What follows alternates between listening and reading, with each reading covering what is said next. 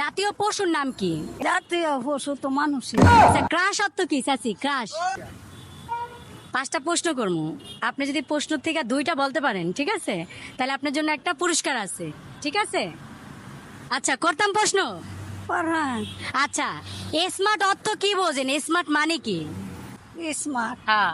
নমাজ আচ্ছা, স্মার্ট অর্থ নমাজ। এদিকে আন, এই পাশে আন, এই পাশে আন, এই সাইড আন, এদিকে আন।